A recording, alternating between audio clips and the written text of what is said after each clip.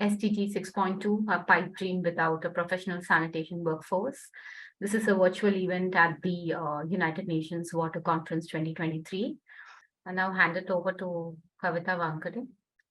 Hi, I'm Kavita Vankade from Indian Institute for Human Settlements. Good morning, good evening, whichever part of the world you're joining in.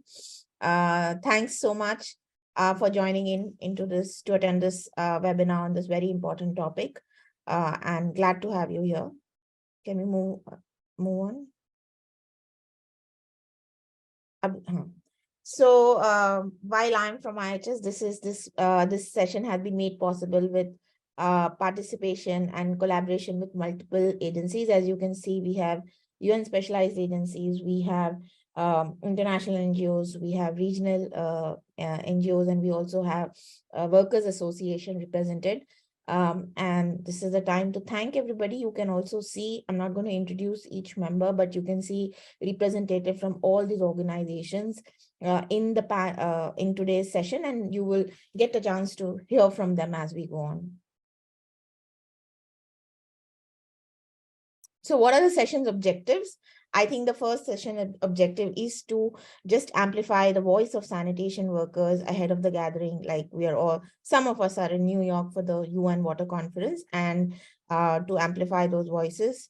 Second is to highlight that SDG 6.2 is not possible without having an adequate workforce. And a very important part of that is to ensure that the sanitation workers get their rights.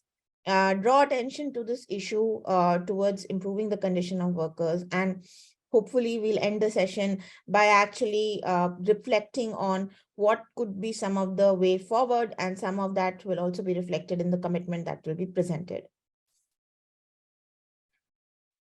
So this is to say that as we move from MDGs to SDGs, the big change for sanitation was that we moved from a focus just on safely managed toilets to safely managed sanitation, and we expanded to the full chain of sanitation, right from toilets to disposal and collection and conveyance in between.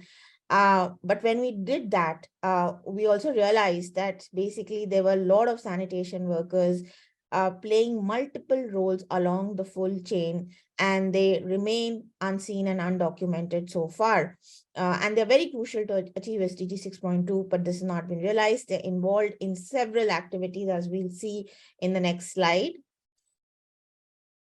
So I'm not going to read out each of these, but this is just, and I have to say this is still might be an incomplete mapping depending on the systems that are there. But as you can see, there are a whole range of workers, right from toilet cleaners to workers at treatment facilities to desludging operators. If we expand the definition of sanitation slightly and actually look at solid waste management, there are a range of workers there also. And also to highlight that they play a crucial role. And secondly, and which we'll speak to the next slide, is that they are also diverse in terms of the arrangements. They could be working directly with the government, they could be contractual workers, or they could be informal workers. So some of the challenges, what are some of the challenges that are emerging? So one is that there is a wide disparity, and this should not be surprising to any of us, between formal, semi-formal, contractual workers, whether it's terms of their working conditions or the social protection nets that are offered. Particularly informal workers are beyond. So in many countries, we find that there's some amount of safety nets that are there, but many a time informal workers fall outside of it.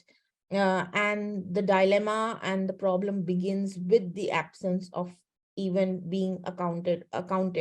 There are no reliable enumeration of workers who are there, and so they really do remain undocumented. Where the data on this is sparse, but we are also seeing that the more informal you become, the more informal the job, the ratio of women workers increases. And this is in line with trends in other sectors where you find that as work becomes informal, the number of women workers increase, and we're seeing that in sanitation workers, but definitely we need evidence on this. And of course, there is obviously the stigma of identity. This we know, but what we are also finding that there is, apart from a stigma of race, caste, etc., there is an additional stigma attached to the job of sanitation itself, which itself can be quite debilitating. Could we move down? So this is just to say, I'm not going to speak too much to this slide, that as policies are made and as some work begins to be done on sanitation workers, we do need to realize that there are a range of challenges that may exist on the ground. So just to give one example, for example, around social protection. Now, in many cases, we are finding that, the policies are made, there are various quote unquote government schemes that can be accessed. But, there on the ground very real challenges that the workers may not know about it. Some kind of documentation may be required, which may not be available. A very concrete example is if the worker is informal, he or she may not get recognition as a sanitation worker and hence not be entitled. But so to say that while there are larger challenges across raising awareness, as we move to implementation, there are some on the ground challenges we need to be addressed. Could we move on? So just to highlight what the priorities are that are emerging from with this set of partners and for the work that has been done by a handful of organizations the past few years. And this will get reflected towards the end of the session in the commitment that's being put out. So let me just very quickly take you through it. So first is that we still, a lot of work needs to be done at the policies. And like I just said, it's not just about the policies, but making sure an enabling framework for implementation is there. And in this various areas require attention. It could be it's social protection, it's livelihood strengthening, it's improved occupational safety. There could be others, but this is just to give a flavor of 2-3 areas where you need policy, advocacy, and an implementation framework in place. Could we go down? Because it's sanitation workers, the other very important thing is that we need to look at occupational safety.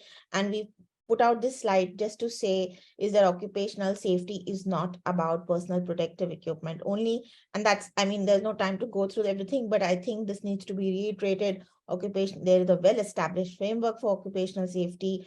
And if one needs to work on it, the whole framework needs to be addressed. And so many of the partners in this initiative have started working on it. Then this is just showing you some of the work that's been done. Could we move down?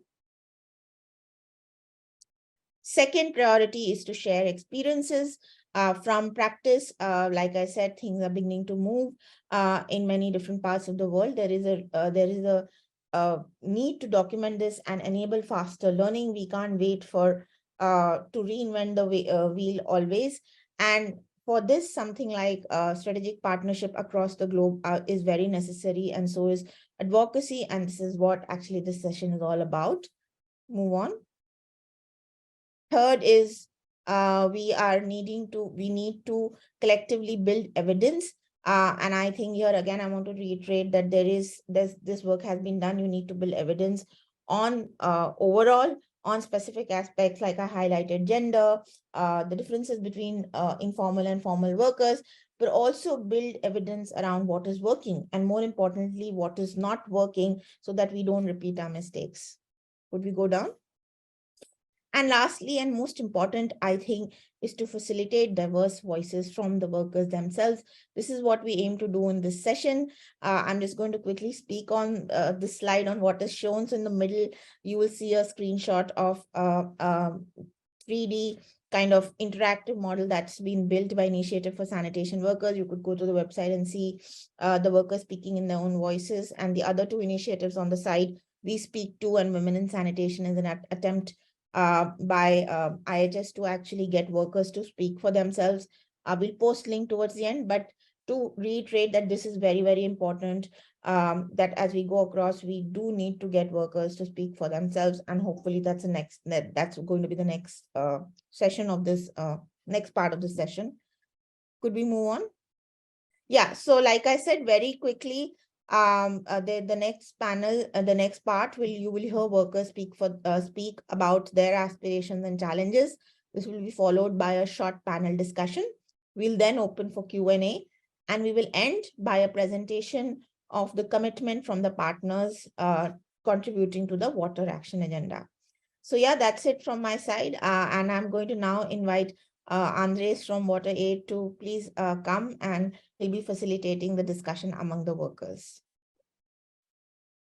Thank you very much, Kavita. This is Andres Hueso Gonzalez from WaterAid. And just to reiterate what Kavita just said, I think we must be aware that a key challenge or underlying cause of many of the problems that sanitation workers face is due to the fact that they are not listened to. Their views don't seem to count where they should. And I think for organizations like ours who work with them and want to support their rights and struggles, I think it's important to walk the talk and first listen to the sanitation workers and their organizations, but also to use the access we have to decision-making spaces to amplify their voices. And in that spirit, we have 3 sanitation workers with us today, and one who couldn't join, but will be a video will be we will be playing a video with his testimony, and we have invited them to share their message for the UN Water Conference for the Water Action Agenda. So I will briefly introduce them one by one, and we will listen to them, to their message, sometimes with translations, sometimes directly. So let's jump into it. I want to introduce first Mukuka Mutale. She is a mother and a sanitation entrepreneur from Kasama, Zambia. And as the first lady working in FSM in the northern part of Zambia, she is a community hero and a trendsetter in a sector where female sanitation MTOs are an exception and continue to be stigmatized. She strongly believes that there is a future for women in the fecal sludge management business and encourages other women to break the barriers and join in. Over to you, Mukuka, for your message. All right, thank you so much for that introduction. Good morning, good afternoon, and good evening. This is Mukuka Mutale from Zambia, representing economic and sanitation. I'm the only female among women. I think we are struggling a bit to. MTs. We are struggling a bit to hear you. I don't know if you can be closer to the mic, and I don't know if maybe we need to switch off the video. Okay. Can you hear me now? Yeah, it's Hello? a bit better. Thank you. Yes. All right. Thank you so much for inviting me. I'm Kukamtere from Zambia, representing Northern MT. Yes. I'd like to represent our challenges as MTs of Zambia, specifically my association. First of all, I'd like to talk about the transport challenge. It's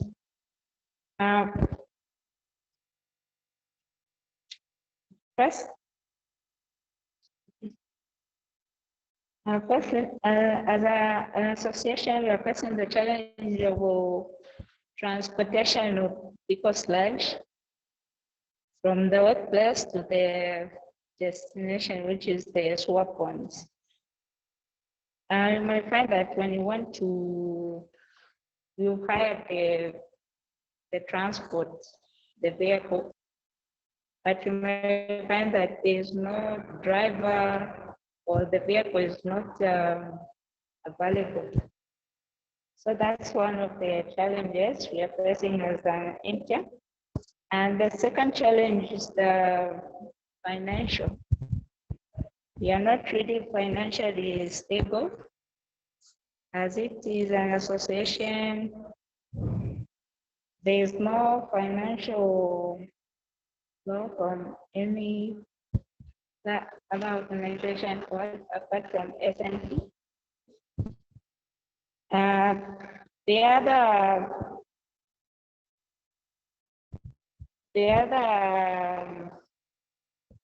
challenge we have is the marketing strategy. all I'm asking is that if we can have the workshop for marketing strategy, market our business. Yes. We are lacking marketing knowledge. As an association, we want to take the association to another level. We want it to be known by the community. The services we are lending, yes. And we also need to have regular trainings, maybe once a year on more especially on the occupation health and safety. I think most of my friends only know that after 6 months we need to get vaccinated, but we also need to be taught in theoretically, not always practically. Yes.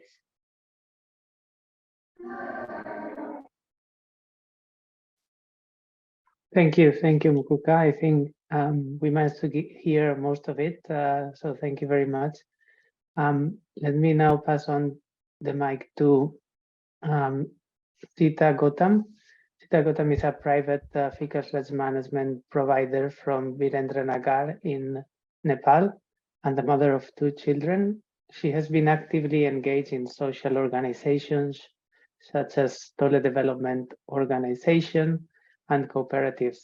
She runs her own fecal sludge emptying and transportation business since 2019, for which she employs 3 people. And she is highly motivated in improving the environment of her city through safely managed sanitation services. Over to you, Sita. नमस्ते, म नेपालबाट मेरो नाम सीता गौतम हो। म नेपालको सुर्खेत जिल्लाको वीरेन्द्रनगर नगरपालिकाको स्थायी बासिन्दा हुँ। म समुदायमा सामाजिक परिवर्तन र वातावरणीय सुधारका गतिविधिहरूमा सक्रिय रूपमा संलग्न छु र 2019 देखि वीरेन्द्रनगर नगरपालिकामा दिशा जन्य लेदो व्यवस्थापनको लागि वृत्तिकरण र ढुवानी व्यवसाय चलाइरहेको छु र 3 जनालाई रोजगारी पनि दिइरहेको छु।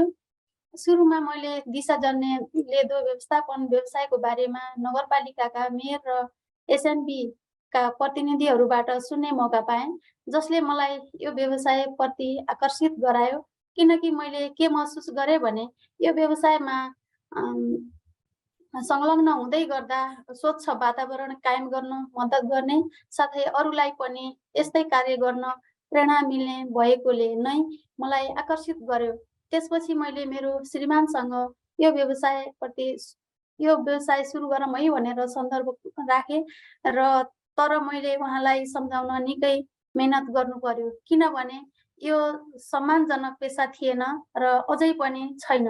यसमा धेरै सामाजिक संलग्न पनि जोडिएको, सामाजिक कलङ्कहरू पनि जोडिएको छ।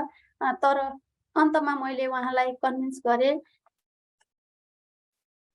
अहिले मेरो लागि सबैभन्दा ठुलो चुनौती भनेको व्यवसाय विस्तार गर्नु हो। म भ्याकुम ट्रक किन्न चाहन्छु, तर यो महँगो छ र मसँग व्यवसाय विस्तार गर्न पर्याप्त बचत छैन। त्यसैले अर्को ट्रक किन्नको लागि रकम जुटाउन चुनौती छ।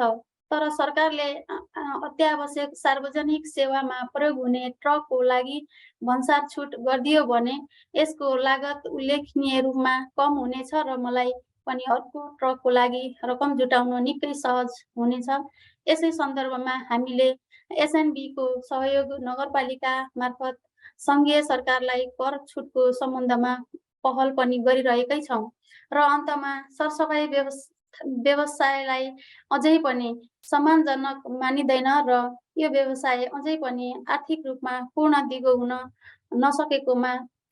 नसकेको अवस्थामा म जस्ता साना उद्यमीहरूको तर्फबाट सरकार, वित्तीय संस्था, विकास साझेदारीहरूलाई सहयोगको निरन्तरताको लागि आग्रह गर्न चाहन्छु। आर्थिक दिगोपन हासिल नगरिकन दिगो विकास लक्ष्य हासिल गर्न सम्भव नभएकोले सार्वजनिक निजी साझेदारी मार्फत सहकार्यको लागि पनि सबैजनासँग हार्दिक अपिल गर्न चाहन्छु। धन्यवाद। Okay, shall I try to summarize what she said? Yes, Yes, she started with her introduction. She is Sita Gautam from Birendranagar, Nepal, and she is now actively engaged in supporting activities for social change and environmental improvements in the community.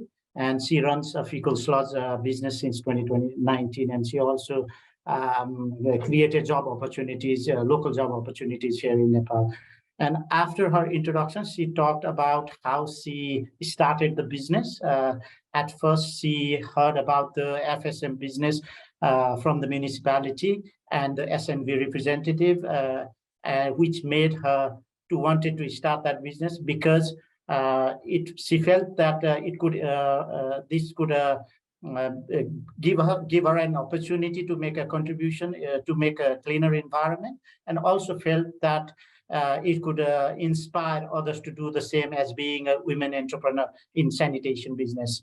And then she spoke her idea to her husband. She had to struggle to convince him at the beginning because of this, because it's still not regarded as a dignified business, and there is so many social stigma attached to it as well. But eventually, she managed to convince him as well. And she went on to give some challenges what she's facing at the moment. The biggest challenge she feels like she wants to expand her business, but she is struggling to find a fund for that, to generate funds. And her expectation is like to get a tax exemption from the government as well, which will make the service more affordable. And in that regard, she has already started the process with the help of municipality and SNV colleagues here in Nepal. And at the end, she concluded by saying a message to the international community. What she said is the business is still not regarded as a dignified, and the business is still not fully financially sustainable.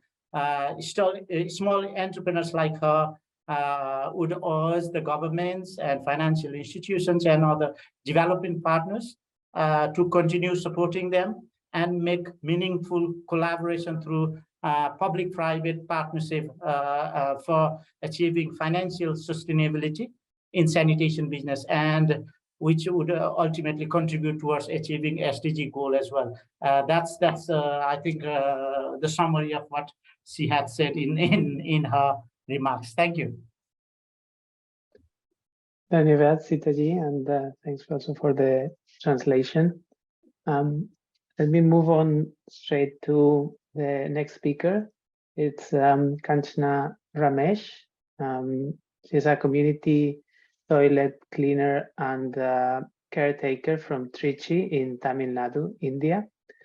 And along with her self-help group, which is named Sri Lakshmi, she has been maintaining the toilet in the locality of Trichy for the past 15 years, while actively advocating for individual household toilets and affordable desludging practices in her community.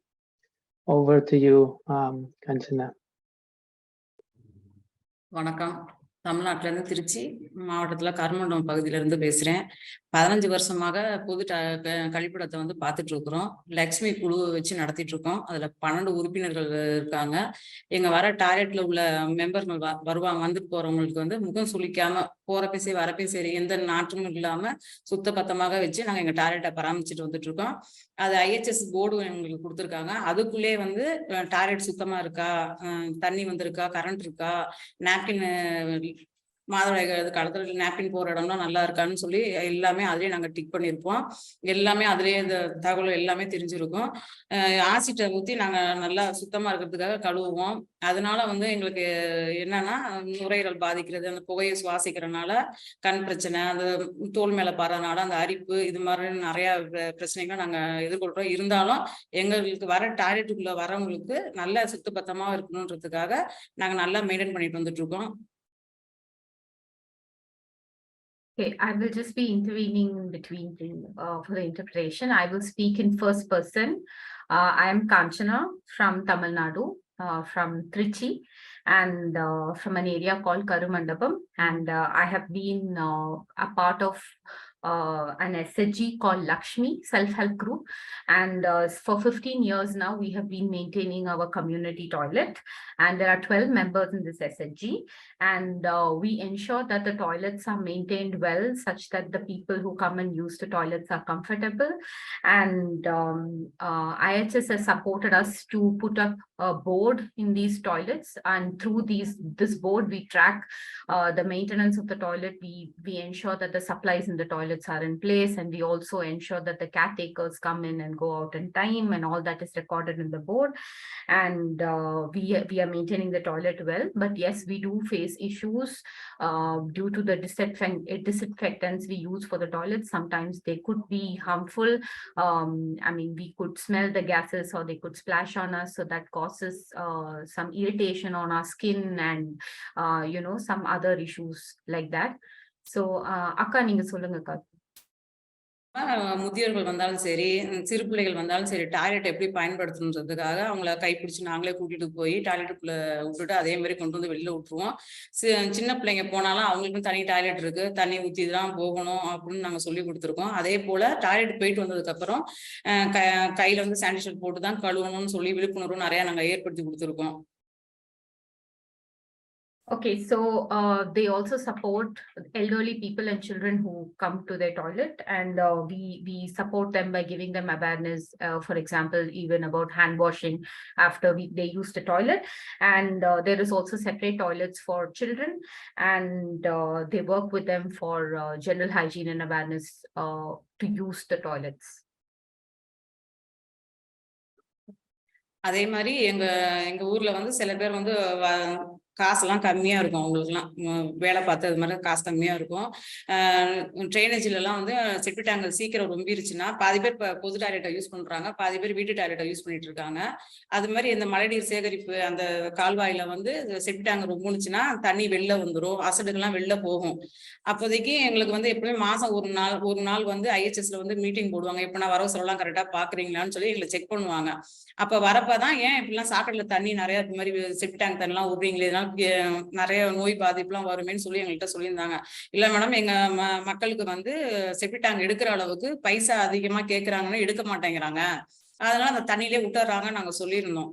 ஆனா அவங்க வந்து இது மாதிரி கம்மி ரேட்ல ஏதாவது பண்ணி கொடுத்தா நீங்க உங்க வீட்டுல எல்லாம் எடுத்துக்குவாங்களான்னு எங்களை கேட்டிருந்தாங்க. நான் கேட்டுட்டு மக்கள்கிட்ட கேட்டுட்டு நான் உங்கள்கிட்ட சொல்றேன்னு நான் சொல்லியிருந்தேன். ஒரே வாரத்திலேயே வந்து திருப்பி வந்து மேடம் வந்து ஒரு கூட்டம் அரேஞ்ச் பண்ணுங்கன்னு சொல்லியிருந்தாங்க. சரி எதுக்கு மேடம் இல்லை பண்ணுங்கன்னு சொன்னோட நாங்க பண்ணியிருந்தோம். அப்பதான் சில்ட்ரன்ஸ் எது மூலியமா உங்களுக்கு விழிப்புணர்வு ஏற்படுத்தணும்னு சொல்றப்ப சின்ன குழந்தைங்களை வச்சு நாங்க ஃபாலோ பண்ணிக்கிறோம் அப்படின்றப்ப குழந்தைகளையும் கூப்பிட்டு இருந்தோம், பெரியவங்களையும் கூப்பிட்டு இருந்தோம். சரி கூப்பிட்டு ஒரு அட்டை மாதிரி கொண்டு வந்திருந்தாங்க. அதை பிள்ளைங்கள்ட்ட கொடுத்து இதை ஒரு மாதிரி என்ன பொருளா வருது நீங்க செஞ்சு காட்டுங்கன்னு சொன்னோட்டி அதை செஞ்சு பார்த்தோட்டி வந்துச்சு ஒரு செப்டி டேங்க் லாரி அழகா வந்துருச்சு. லாரி வந்துருச்சு அப்படின்னு, இது என்ன லாரின்னு தெரியுமான்னு கேட்டிருந்தாங்க. இது செப்டி டேங்க் லாரின்னு சொன்னோட்டி சரி இதை வச்சு நீங்க என்ன பண்ணலாம் அப்படின்னாக்க செப்டி டேங்க் எடுக்கலாம் அப்படின்னா, அப்ப யார் யார் வீட்டுல ரொம்ப நோட்டி டக்குனு போய் பிள்ளைங்க வந்து நாங்க எங்க அம்மாட்டெல்லாம் காட்டுறோம் அப்படின்னு சொல்லியிருந்தாங்க. போனோட்டி இப்ப வீட்டுல கேட்டனோட்டி இது மாதிரி கம்மி ரேட்ல அதுலயே பைசா போட்டிருந்தாங்க 1000 ரூபாய் அப்படின்னு சொல்லிட்டு. சரி நாங்க போய் வீட்டுல போய் சொல்லுவோம். அதே மாதிரி இந்த 1000 ரூபாய் எப்படி கொண்டு வந்திருந்தாங்கன்னா, செப்டி டேங்க் லாரி ஓனர்ஸ் கிட்ட பேசி இது மாதிரி ஒரு நடைக்கு நீங்க கம்மியான ரேட்ல எடுத்துக்க முடியுமான்னு சொல்ல முடியும். சரி நாங்க 1000 ரூபாய்க்கு எடுத்துக்கோன்னு சொல்லியிருந்தாங்க. அப்புறம் அவங்கள்ட்டையும் நாங்க சொல்லியிருந்தோம் இது மாதிரி வீட்டுல போய் 1000 ரூபாய்க்கு இந்த மாதிரி எடுத்துக்கிறீங்களான்னு நோட்டி சரி எடுத்துக்கிறோம் அப்படின்னு சொல்லியிருந்தாங்க.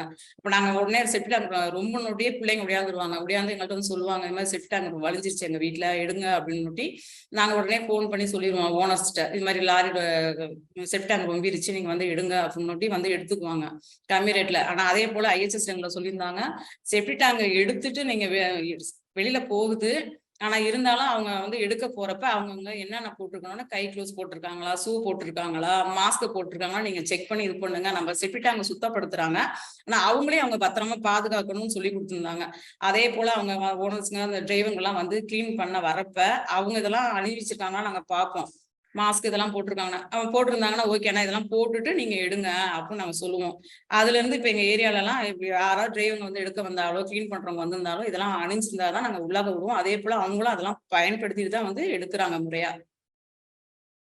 Okay, so in our area there are people who cannot afford desludging services, and there is also an issue of open disposal. And we have tackled it together as a community, and IIHS is also working with us in this process. There are generally high prices which prevail for emptying, which is not affordable by the communities. So we work with the communities. It was a consultative process involving women and children, and I led this process.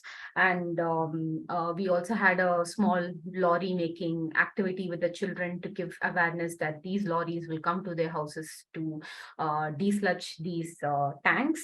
And they also worked with desludging operators in the area, and we called them, and we are working with them to ensure that they desludge at an affordable rate of about INR 1,000 rupees.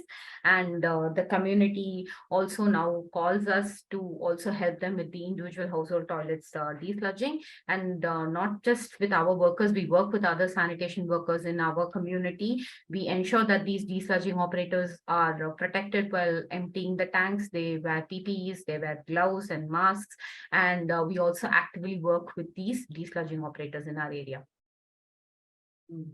எங்க ஏரியால நாங்க எப்படி டாய்லெட்டை சுத்தமா பாத்துக்கிறோமோ அதே மாதிரி எங்க ஏரியால வந்து மத்த வேலை பார்க்கறவங்களா இருக்காங்க. கார்பரேஷன்ல வேலை கூட்டுறவங்க, சாக்கடை அடைப்பு இருந்தா எடுக்கிறவங்க, கழிவுநீர் தொட்டியை சுத்தம் படுத்துறவங்க, கம்போஸ்ட்ல வேலை செய்யறவங்க நிறைய பேர் இருக்காங்க. அவங்களுக்கு முகக்கவசம், கை க்ளோஸு, கால் ஷூ இது மாதிரிலாம் கொடுத்துருந்தா அவங்களுக்கு இன்னும் கொஞ்சம் நல்லா இருந்திருக்கும். அதே போல அவங்களுக்கு ஒரு இன்சூரன்ஸ் போட்டு கொடுத்திருந்தாலும் அவங்களுக்கு ஒரு பாதுகாப்பா இருக்கும். அதே போல அரசாங்கம் திட்டங்கள் வகுக்கிறப்ப அதே மாதிரி அந்த வேலை பார்க்குற எங்களை மாதிரி வேலை பார்க்குறவங்கள்ட்டையும் ஒரு கருத்து கேட்டுட்டு எது செஞ்சாலும் இன்னும் நல்லா இருக்கும். Okay, so Kanchana is giving a message. So according to me, I think PPE should be given to workers, but also importantly, we should have access to insurance. And when government and other players who are taking decisions for initiatives with respect to sanitation workers, it will be good if they can consult sanitation workers in the process. Thank you. UN conference கூட்டத்துக்கு எங்களை அழைத்து பேசியதற்கு நன்றி. So she's thanking for being a part of the UN conference. Thank you, Kanchanaka. Okay. Thank you, Kanchana. So let's move on now to the video. We'll play a video from Isaac Maina. He's a manual emptier from Nairobi in Kenya, and he provides this service with passion as he thinks it is important for his community and the city. He is the leader of a group called August House and is a member of the Kenya Septic Emptiers Association. Let's see if we make it work, Abhilasha.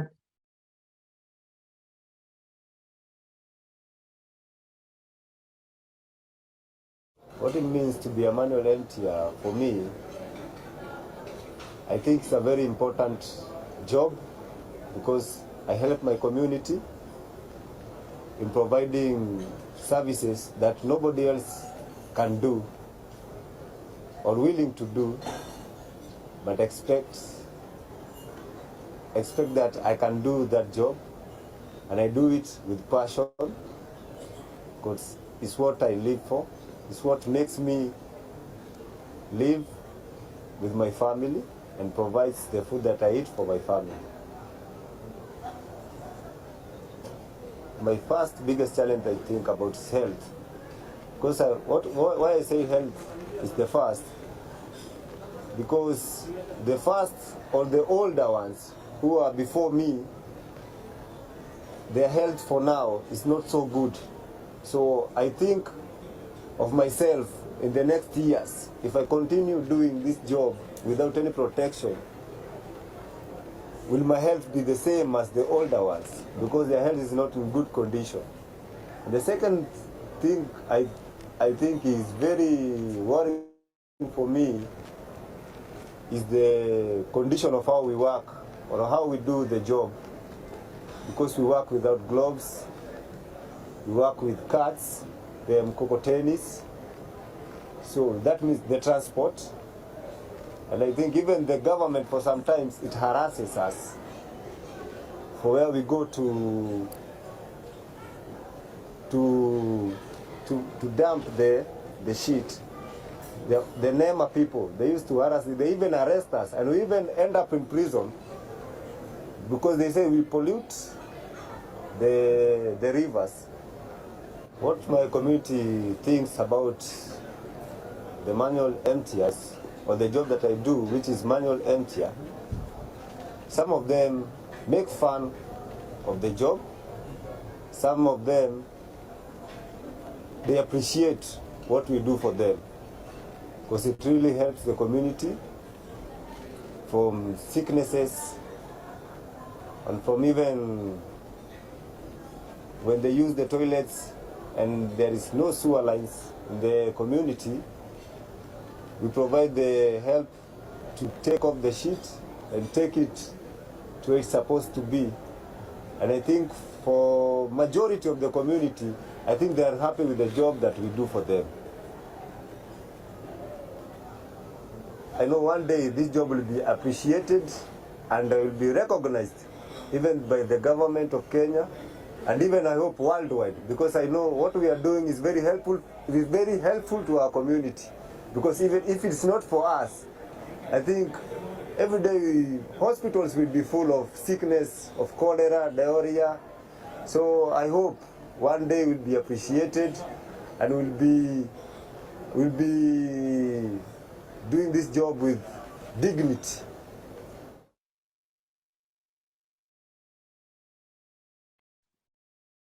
Great. Yeah, thanks to Isaac, and thanks to Kanchana, to Sita, and to Mukuka. I think very strong and very pertinent messages that they have left us with, and we hope this will be heard not only by the participants today, but we will also make sure they are widely disseminated through the recording and other channels. I would now want to hand over to Kate Medlicott from WHO for the panel discussion. Thank you. Thank you, Andres. Yes, so I'm Kate Medlicott. I'm the sanitation team lead for WHO based in Geneva. And just to start, I have to say we are super happy and very committed to be part of this, this Sanitation Workers Initiative. You can see from the presentations so far how important this issue is from the perspective of achieving SDG 6, from the achievement of health of the workers themselves, but also the wider community, and of course the broader occupational health agenda. So I want to turn now to three of the other partners in the initiative working at a global and regional level, and hear from them, sort of how it's going and what they can do to strengthen their efforts around sanitation workforce.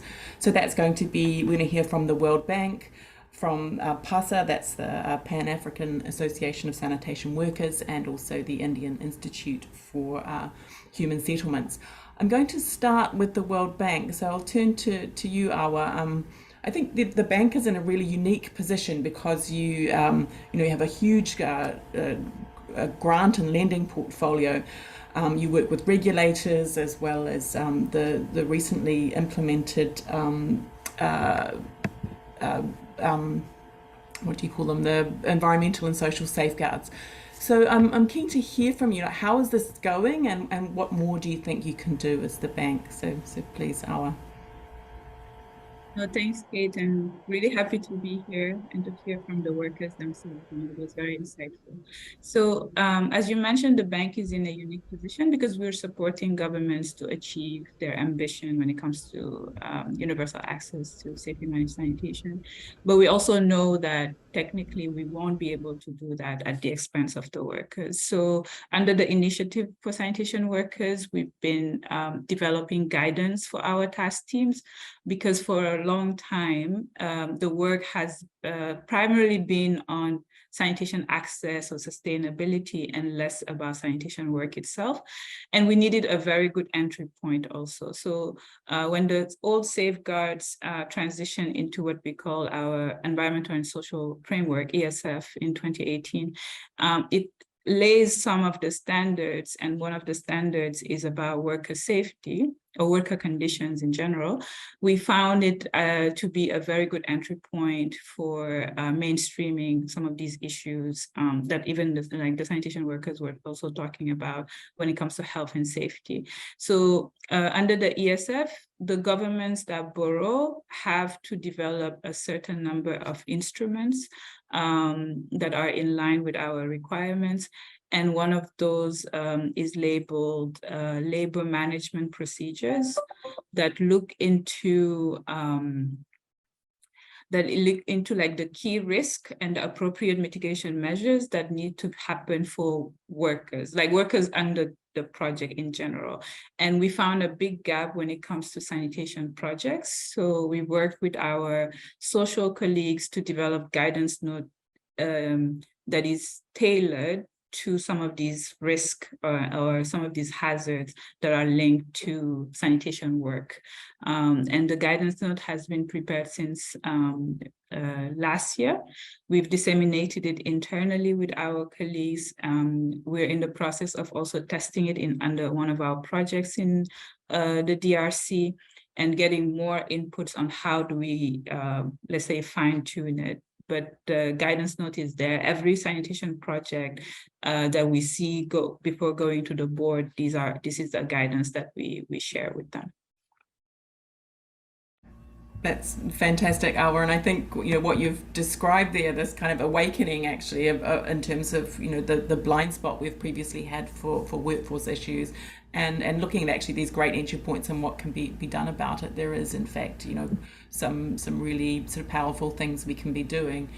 Okay, I want to turn now to Eva from PASA, which is quite a different perspective. PASA is a private sector organization, and of course we know that the private sector can't solve this issue alone. We have to have this kind of combination of households, government and the private sector to deliver on these promises. But I wanted to ask you, Eva, what do you kind of see as the key challenges from the private sector perspective to formalise and expand this service coverage and also quality with an eye on the needs of sanitation workers? And then also, what do you need from your government and development partners to really enable that? So please, Eva. Thank you very much, Kate, and thank you everyone for joining in and for having us here. And we're thinking backwards from the space of the private sector is where we think like I set my company 30 years ago, and it took quite a bit of mileage for it to be recognized as an entity business, simply because of where we sit in matters policy in recognition by government. If listening to the 4 sanitation workers who have spoken, one of the key outcome from those conversations is about acknowledgement. Who acknowledges that you exist, and how legal are you in the face of government or in the face of different partners that work together? And one of the challenges that brought us together is where government would say, and probably partners would say, they don't understand, they don't even know where they could find us. So we realized that coming together as PASA, Pan-Africa Sanitation Actors, and even encouraging other organizations in Asia, in Latin America to come together as one voice would probably be what solves the entire problem, because we realized a lot of programs were being designed for us without first allowing capacity building from our side. So whatever is designed totally does not even fit within our space, and we look like we are resisting against it, but not really resisting against it. Is that we do not understand the space like it is interpreted for us to understand. And one of the biggest challenges is the acknowledgement of the policy issues. When Kavita started, she said that yes, the policies might be there, but how do you bring the policies to a local conversation?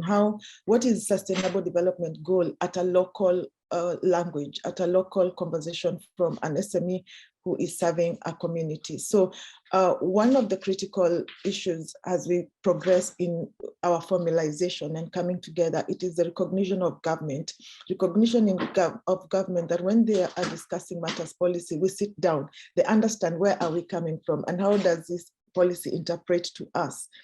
We are currently looking at 2.9 billion of, it's estimated by 2030, 2.9 billion people will not still have access to safe sanitation. The question is, where is the human capital around the 2.9? Who collects that information and data from the 2.9 people working or organization working from that space? So that is in itself is a clarity of a voice that says that if government comes in acknowledgement of the SMEs, small enterprises, like what Isaac Miner said in Nairobi, that the community where they serve in the informal settlement, they're first acknowledged by the government, the local government that is there, that they're playing a critical role and that they are serving a community. And we say it in Nairobi that, or in the informal settlement, like Isaac could say it, that if they're not recognized and if they're not acknowledged for what they're doing, and if they stop doing for what they're doing for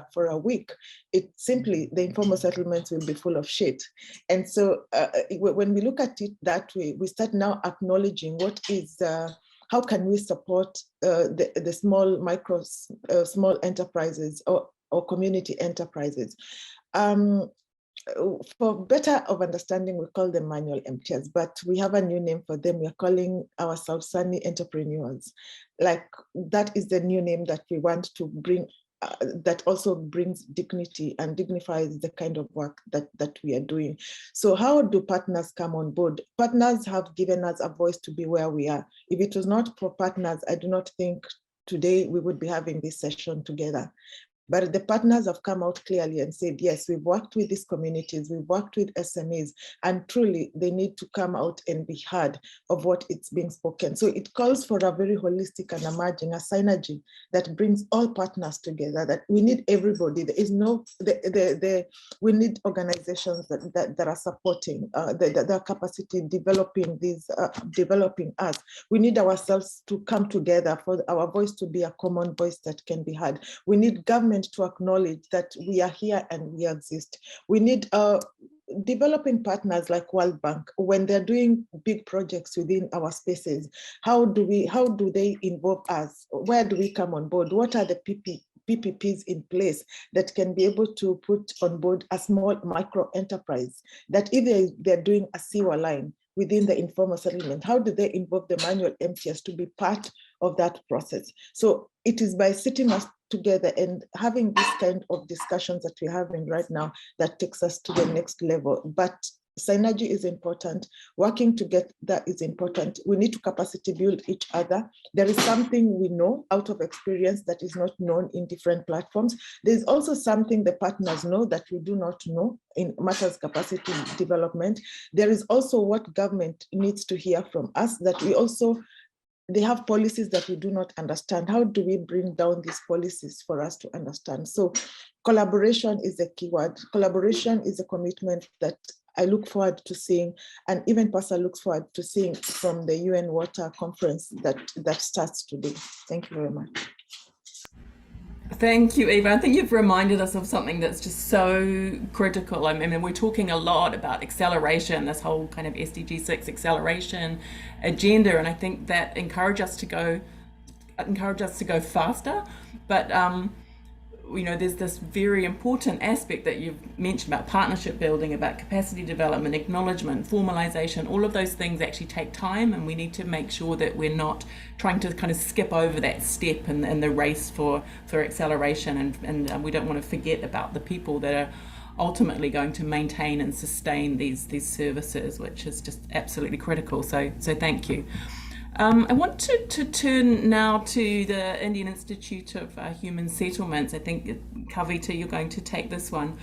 And, you know, you said in your opening presentation, you talked about, you know, some of the issues that sanitation workers face, you know, not only kind of rooted in, you know, poor sanitation infrastructure, low ability to pay, poverty in general, but also these kind of deeper societal structural issues of caste and religion, and in some regions race as well. And you mentioned gender as well. So I'm just wondering if you can comment from the South Asian context, what measures have been effective, or you can see some potentials for in dismantling some of these kind of deeper drivers of inequality that sanitation workers face. Please, Kavita, over to you. Thanks, Kate, for that. And that's a very relevant question. So before I actually kind of say what measures could, just to kind of provide context to your question, first, I think these structural barriers are universal and exist, like you said. So race, ethnicity define who kind of does this work, even in countries and regions where sanitation workers might be better protected. And the only reason I bring this up is to say that it's a tough thing to address this, because even in places where workers are protected, these jobs go to certain kind of people. And so it's not been easy to dismantle this. So we must recognize that. Second, there is, I want to also highlight that there is a stigma attached to the sanitation work itself, which goes beyond identity of any kind. And I want to highlight this because in our work, we find workers who probably come, I would not say from privileged positions, but from, say, a relatively better class family, recognized in the society. But the moment they jump into these jobs, there is ostracization, and we've seen this not only, we've seen this in other contexts. And so what can we do? One is, I think, the things that we spoke about, everybody, about improving social protection, improving welfare, is something that may not address some of these barriers directly, but I think there is no getting away from the fact that the governments everywhere need to push for certain policy changes and better protection measures, particularly in things like occupational safety, because they empower the workers better. But in terms of addressing and dismantling and empowering the workers, there are three things I want to highlight. One is, and we spoke about it, and I think that's something Kanchana referred to when she said, give her message, is that we need to get the voices of sanitation workers in. And it's great that we are having this conversation here. And I believe that Eva is going to speak tomorrow in the conference itself. So it's important to get their voices in. And here I want to say voices from a diverse set of people. That's one. Building on that, they must empower, they must be empowered to form their own federation and associations. And there's a lot of cross-learning here, again, giving an example of how Eva actually visited us and motivated the workers in South Asia to start a federation, right? Two more things which not have come out clearly is, one is that we have to make this occupation open. What I mean, two things. One is that it should not, these kind of jobs, sanitation jobs, need not go to specific kinds of people. But also, if the existing sanitation workers want to move out of this job, they should be empowered to make this choice. So I think there's a bit of dilemma here about, do we stigmatize sanitation work? That's not what I'm saying. I don't think we need to stigmatize sanitation work, but it absolutely must be the choice of the workers, whether they want to continue in a better protected, safer way, or they want to change. And I think we need to give them choices. And that brings me to my last point, that we need to break this intergenerational inequity that exists. And this, we keep on hearing this repeatedly from the workers, that they often don't want their children to go into this job. Some of them do. So again, I think it's not a one size fit all, but definitely educate the next generation, help them make choices. And I'm also saying this in the context of the UN Water Conference, where you're going to look forward. And I think when we look forward, we definitely, and we are talking a lot about youth, right? And so it's absolutely important that we empower the children, the next generation of sanitation workers. And I'll stop there. That's perfect. Thank you, Kavita. And you pointed something to there that was a real kind of learning for me personally as well. I think as WHO, we've been focusing a lot about, how do we grow the workforce? How do we create better conditions? How do we look at formalization and protection? But we hadn't had our eye necessarily on the ball of this issue you mentioned about making sure that there's pathways out of that profession for people who don't want to do that kind of work, and similarly pathways in for people who maybe not be of those communities that have traditionally done that work. So thank you very much, all of you, for those very insightful comments. And I'm going to hand now to Teresa from Susanna to take us into the Q&A. Thank you. Yes, thank you very much, Kate. Hello to everybody. Maybe before I just jump into the questions, that's also a quick reminder to everybody who's listening that you can use the question and answer function to ask your questions, both to the panelists and to the workers, and then we will pick them up. So the first two questions actually are to Kanchana. So maybe Abhilasha, you could do the translation again, if that's possible. So yeah, I will just start with the first one, which is, Dear Kanchana, do you feel people avoid using toilets in rural areas, and is the trend changing on the ground? Maybe we'll do it one by one. Kanchana அக்கா, சொல்லுங்கம்மா. அதாவது நம்மளோட நகரத்துல இருக்கிற வெளிப்புற area, அதே மாதிரி கிராமப்புறங்கள்ல வந்து இன்னும் இந்த டாய்லெட் பத்தின பிரச்சனை இருக்கா?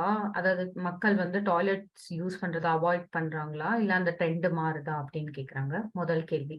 2000க்கு முன்னாடி வந்து கரை ஓரங்கள்லயும் காடுகள்லயும் மக்கள் போய் மலம் கழிப்பது அது பழக்கமாகவே கொண்டு வந்துட்டு இருந்தாங்க.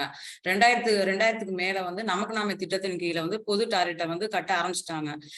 அதுல பாதி பேர் வந்து போக ஆரம்பிச்சாங்க. அதுக்கப்புறம் திருப்பியும் வந்து அரசாங்கம் வந்து வீட்டுக்கு வீடு வந்து டாய்லெட் கட்டி கொடுக்கவும் மிச்ச மக்களும் அதுல போக பழகிட்டாங்க. நம்ம டாய்லெட்டை வந்து சுத்தமாவும் ஒரு எந்த துர்நாற்றமும் இல்லாம நல்லா வச்சிருந்தாங்கன்னா போக பழக அவங்களுக்கு நல்லா இருக்கு, இந்த டாய்லெட் போக பிடிச்சிருக்கு அப்படின்றனால இப்ப வர ஆரம்பிச்சிட்டாங்க. முக்காசி பழக்கம் இல்லாத காலத்துல போய் வீடு வீடா போய் விழிப்புணர்வை ஏற்படுத்தி நமக்குன்னு டாய்லெட் கட்டி கொடுத்துருக்காங்க. நம்ம இங்கதான் போகணும், வெளியில மலம் கழிச்சாக்க இதனால நோய் தொற்றுகள் அதிகமா ஏற்படணும், விழிப்புணர்வை கொஞ்சம் கொஞ்சமா ஏற்படுத்துறதுதான் இப்ப மக்கள் வந்து வெளியில எல்லாம் போக விருப்பம் இல்லாம இப்ப டாய்லெட்டே போக பழகிட்டாங்கப்பா.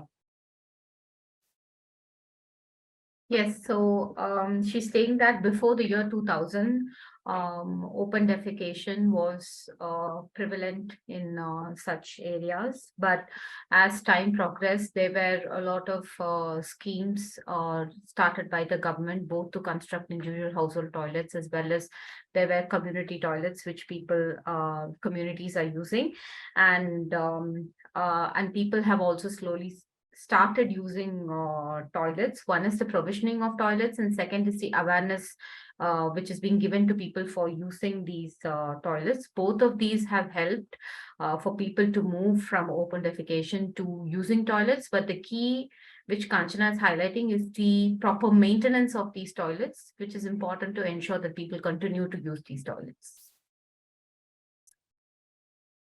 Thank you very much. And then the second question is also to Kanchana, which is, are you getting any support from the government for your work? And if so, what type of support? So, அக்கா, அரசாங்கம் உங்களுக்கு ஏதாவது support பண்றாங்களா? அப்படின்னா என்ன support அரசாங்கம் உங்களுக்கு பண்றாங்கன்னு கேள்வி கேட்டிருக்காங்க உங்களுக்கு.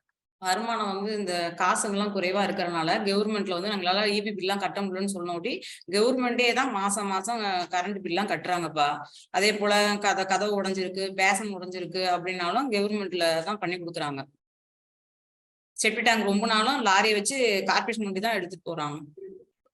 Okay, so Kanchana is highlighting that the Trichy City Corporation, which is the urban local body, is supporting them to pay the electricity bills for the toilets, the community toilets which she's maintaining. And also they support them to take care of small repairs, and also for desludging the septic tank. The government is supporting them with those expenses. Right, thank you very much. The next question is not really addressed to anybody, so I'll just pose it into the group, and whoever wants to respond can go ahead.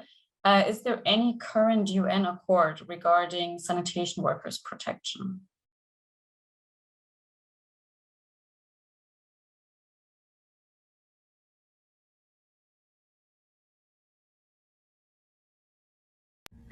Maybe as a UN person here, I can have a go.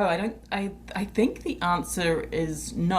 There's a bunch of broader UN instruments around occupational health and safety, around workers, informal workers' rights in general. But to the best of my knowledge, we don't have anything specific on sanitation workers. I'm just wondering if there's someone from ILO here. Yeah, Carlos. Absolutely, yeah. Actually, this is one of the big challenges. There are many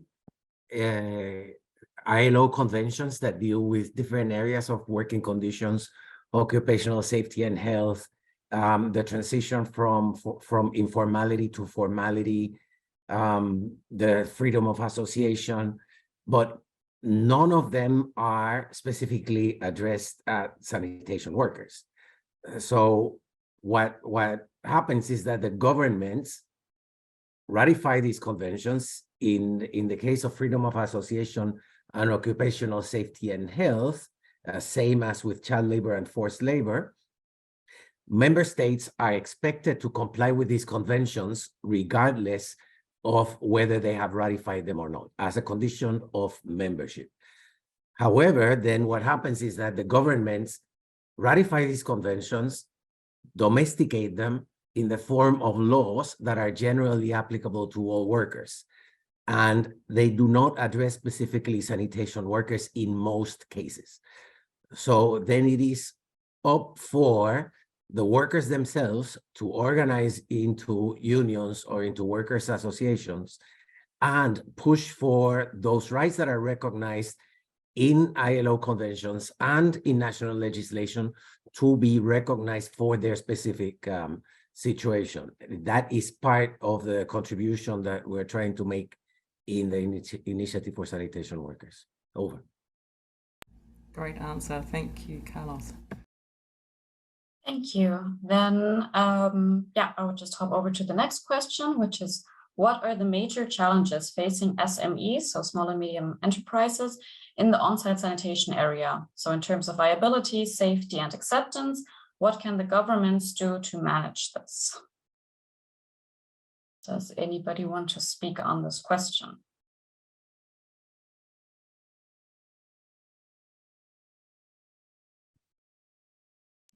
Yeah, I would be happy to touch on that and to respond, and probably also join it with a question that I've seen about the manual MTRs and being pushed out of business. What governments could do is, like I said, and what Carlos has said, is putting together first as unions, because it is a voice. We are too many in this space. So we have to come up with a common voice, because it would be very difficult for government to address one person, two person, three person, but it becomes very easy for government to start listening to 100 companies or 100 voices having one common objective.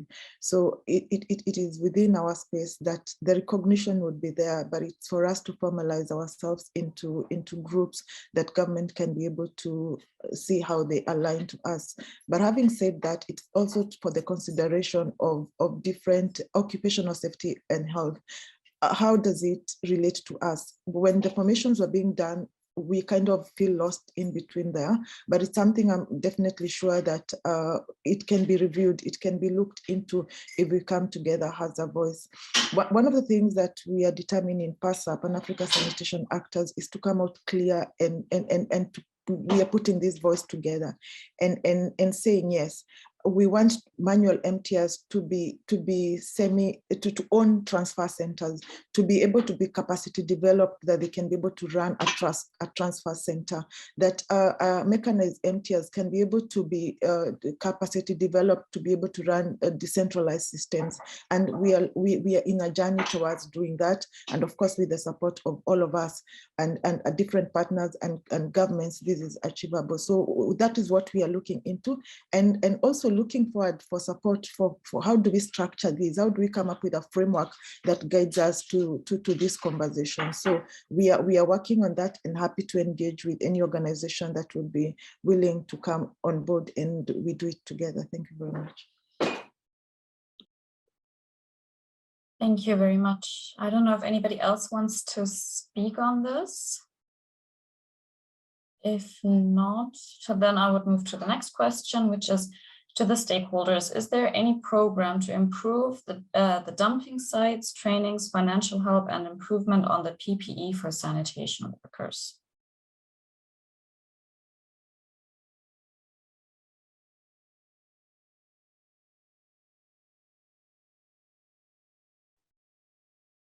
I think this would be quite country and region specific. So I can speak to India that there is a national program that's just been rolled out called Namaste, which looks at mechanization of sanitation work. It's just being rolled out. So that's one place where a lot of support is being provided in terms of tools, technology, and even financial help for mechanization. But I don't know if some of the other panelists want to answer this question for other contexts, which I'm not very familiar with.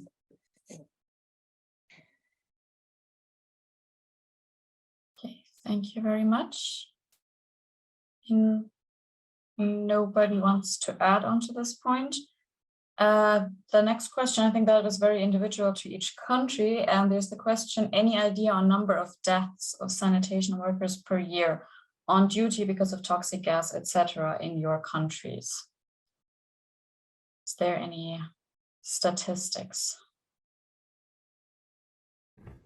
Maybe I can start with the global, I'll just be very quick, just to say we did a systematic review of evidence on health workers that was published last year. And it's really a testament, I think, to how poorly studied this is, how sparse that literature was. So, what we hear a lot is in news reports and other things of deaths by toxic gas, but the health endpoints are really broad, right? You've got injuries, you've got things associated with drug and alcohol addiction to deal with stigma. There's, just a quite a broad range of infections that are associated with the work. So I think that's something on our radar to do, is to get a burden of disease assessment. But first, just even getting good global data on the quantity of the workforce that's currently there and the size of the workforce that's needed to achieve SDG 6.2 would be a useful statistic in making the case for more and better protected workforce. I'll stop there. Maybe if I may add. Yeah. Go ahead, Eva. Yeah. Okay. Maybe in Kenya, there's something that we are currently doing. We've asked our Ministry of Health to partner with the association in Kenya, and we are looking for this scaling up into other countries that are member countries for PASA, where we've recognized very patent diseases like what Isaac talked about, that they have interesting from one region of Kenya to the further region of Kenya, but they have trachoma, they have the skin disease that is the same. So we are looking at these patterns, and the Ministry of Health is interested to bring this conversation together and look at the patterns. When we move to PASA, we find that even in Uganda are having the same problem. So we are looking at WHO probably to come on board, and we can do this together because the patterns are clear. It's just a matter of quantifying those patterns, and they form up some information that can be useful.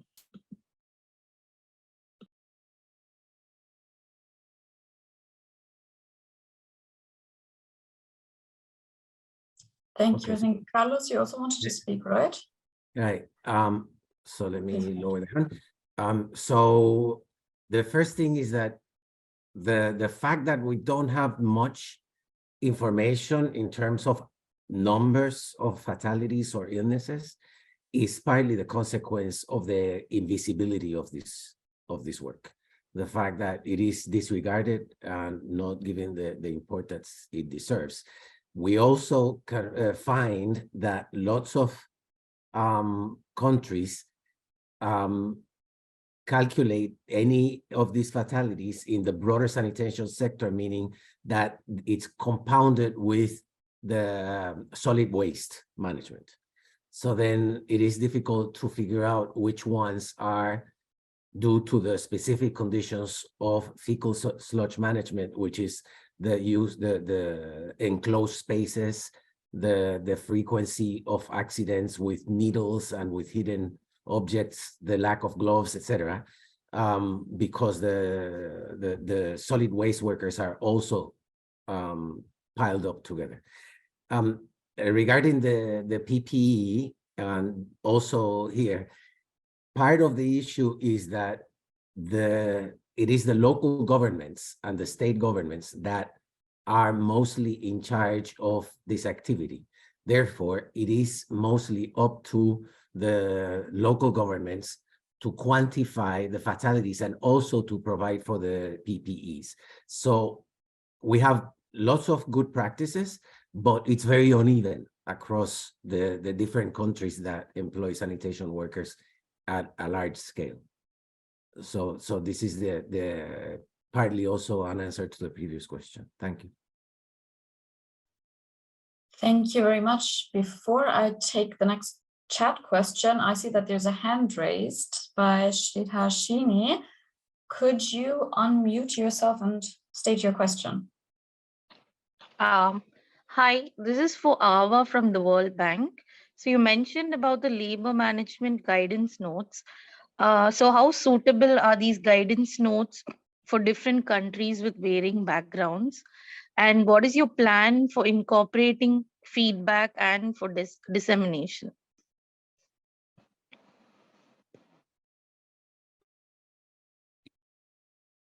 Thank you for the question. So the guidance note, I'm not sure if you're familiar with the labor management procedure, let's say in general. It's very adaptable to each country. Normally, the reason why the ESF were also developed was how do we make sure countries are able to use their own system or strengthen their own system when it comes to environmental or social management. So the same way the guidance note were developed, the guidance note for sanitation workers were developed to add some room to adapt it to the situation in each country. For instance, I've mentioned that our team in the DRC is using it right now and helping us with the feedback. So they will adapt it to the situation that sanitation workers face there. And if another team in another region or another country also would require to use it, they would also adapt it to their own situation. So for the dissemination, it has been done through our task teams for their own projects with their counterparts, and the feedback loop would be also through them. Thank you very much. I see that we have another hand raised by Shamna Yassin. Would you like to ask your question, please? Hi. My question is to Eva. My question is, how have associations for desludging operators made a difference to the DSOs in Nairobi?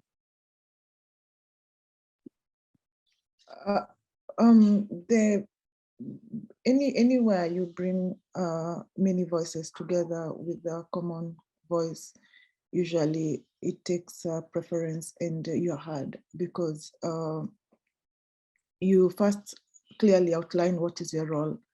And what we did and what we've done, not even alone in Nairobi, even as PASA country members, is to really come out clear there's a role that we are playing within the sanitation space.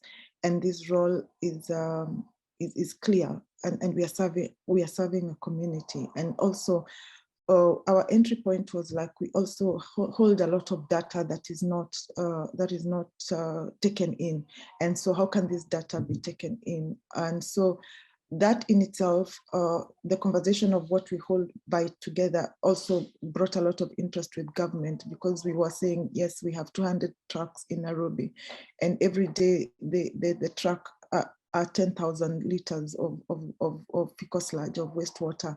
So, and they go to dispose somewhere. So that is exactly 2 million liters of wastewater per day. So automatically the government was interested to start having conversation with us, but it is a journey that, again, I say it requires a lot of different partners coming together and supporting. I saw UN Habitat here from Kenya, who they also, with their connection with government, also acknowledging that we exist and that we are there and that they want to do something with us.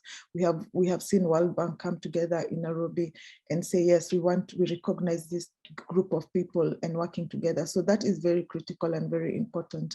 And that is why when I got an opportunity to go to IIHS in India, I was able to meet the MTs and telling them that you can only be heard if you're a voice, because you play a critical role. It is defining the role and presenting that role to government, and it becomes a game changer. Thank you. Thank you very much. Since we're running out of time, I would just ask one last question, which is to SDG. The question is, how do you see FSM bylaws development by the municipality supporting your business? Okay, Sitaji, त्यो बाइलजले चाहिँ तपाईलाई कसरी आफ्नो व्यवसायमा चाहिँ सहयोग गरेको छ, सो यो नगरपालिकाले बनाएको बाइलजले कसरी सहयोग गरेको छ भनेर क्वेसन सोध्नु भएको छ।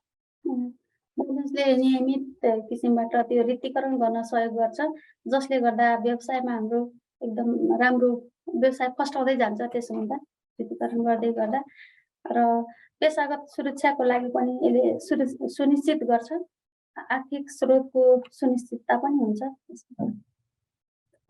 What she is saying is, I mean, the bylaws developed by the municipalities is helping her to in terms of expanding our business or demand creation, because there are provisions within the bylaws which says the residents need to empty their pits on a regular basis. So in that sense, her business, there is a chances that her business will grow. And another thing she mentioned about is the occupational safety and health. There are guidelines included within those bylaws, which helps us to implement those guidelines actually on the ground as well.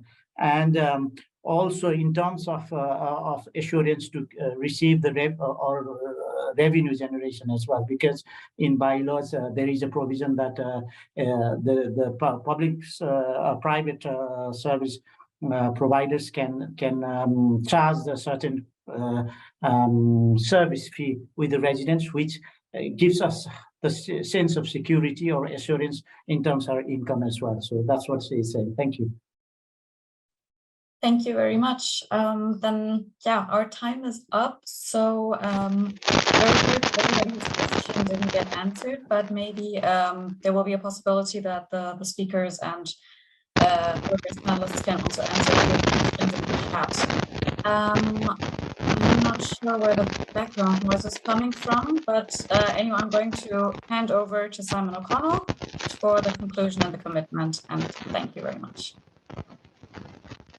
Hello, everyone. I'm Simon O'Connell, SMB CEO, and just to start off, I want to say how proud and happy I am, and we are at SMB to be part of this important initiative. And before I go to the outlining of the commitments, I do want to acknowledge and thank particularly Mukuka, Sita, Kanchana, and Isaac. A huge thanks to the four of you for really embodying what is meant by a professional sanitation workforce, and to acknowledge how your work is benefiting thousands, and indeed the wider professional sanitation workforce is benefiting millions of people. And Eva, I really liked your framing, if I heard it correctly, around Sani entrepreneurs. So thank you for that, and thank you all for highlighting why this work is so necessary and indeed vital, whilst noting that all contexts are indeed different and there remain significant challenges to overcome. And Isaac, I know you joined by video, but I want to affirm in response to you, you are indeed appreciated by all of us. So thank you. Abhilash, I don't know if you were able to click through on the slides. This is just to provide clarity on indeed who are the partners already engaged with this initiative. And if you click on to the next one, please. Indeed, to affirm the alignment with the SDGs, so goal 3, goal 6, and goal 8. And of course, all of this particularly, Abhilasha, if you click to the next slide, is in furtherance of SDG 6.2. So to be clear, the overarching commitment is to the embedding of sanitation workers' rights in the overall water action agenda. And we particularly want to highlight how sector cooperation and these strategic partnerships are so vital to improving working conditions of sanitation workers. So there are, as you can see on this slide, 4 main commitment areas. The one of a commitment to building of evidence, the commitment to effective approaches to improving conditions across all those aspects, the commitment to reform policy, legislation, and regulations, the commitment to facilitate improved workplace conditions, benefits, agency, and indeed that all-important point, as we just heard, around recognition, so a real recognition and valuing of the importance of this. And then lastly, the commitment to dissemination of leading initiatives and the enabling of cross-learning, some of which we've been doing on such a discussion as we've just been going through, but the importance of exchange, learning, and then of course all of that we hope and are driving towards and are committed to influencing the wider policy agenda. You click to the next slide kindly, please.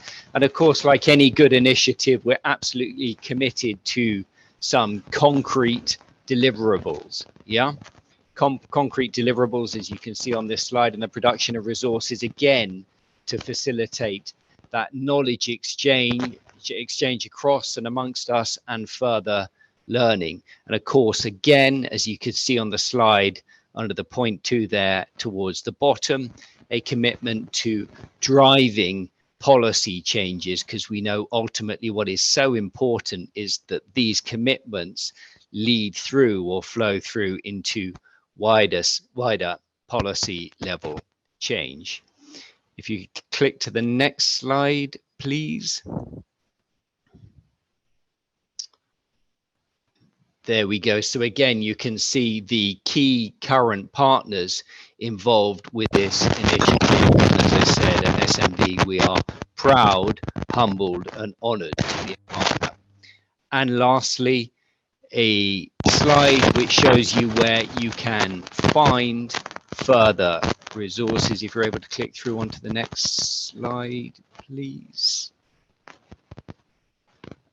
Abhilasha.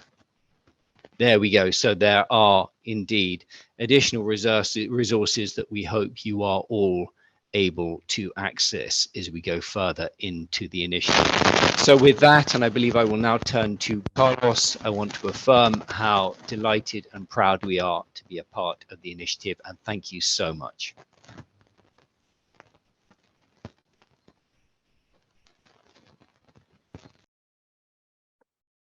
Thank you.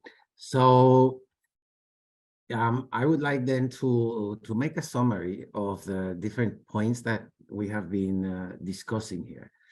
And that we have to start with the challenges that the participants have been raising, which is the need for visibility, for acknowledgement, recognition, support, and to combat the stigma and the harassment that they have been facing. It is important to strengthen the viability and sustainability of local businesses and community businesses as well, and strengthen the community roles in sanitation work. For this, it is important that the local governments do support, recognize, and regulate this work, including through the appropriate counting of the fatalities and the issues that are facing sanitation workers. But also the workers need to organize themselves, to have a voice, to demand support, to show the value of their work so they can get that support, and to demand that working conditions and applicable regulations improve. They are also very important for building capacity of the individual workers and providers as well. And lastly, the international organizations can play a big role through their different projects, just like what we mentioned, what we saw with the World Bank, and through the international treaties or conventions. But it's important that they help put the standards on the ground so it doesn't stay on the paper. And for this, we just saw the commitments that the partners in the Initiative for Sanitation Workers have made, which is the key. So I think that summarizes what we have been discussing in the last hour and a half. We are running out of time, but Abhilasha, you wanted me to discuss another area? No, thank you, Carlos. I was just hoping that everyone can come on video so that as we're wrapping up the session. And if, yeah. So does anyone have any, Kavita, or anyone has any last points? Otherwise, we will wrap up the session. No, I think we can wrap up. Just thanks everybody for attending and thanks to all panelists, I guess. And we'll take this forward in the UN Water Conference going forward in next 2-3 days. I think Antoinette wants to say something. Yeah, I think we would like to ask people to join up to this commitment that was made and really make sanitation workers central to achieving 6.2. So repeating the message the whole conference through. Thank you. Thank you. Thank you. Thanks everyone for joining the session. Thank you. Thank you, everyone. Thank you. Bye. Bye. Thank you all. Success in New York. Thank you.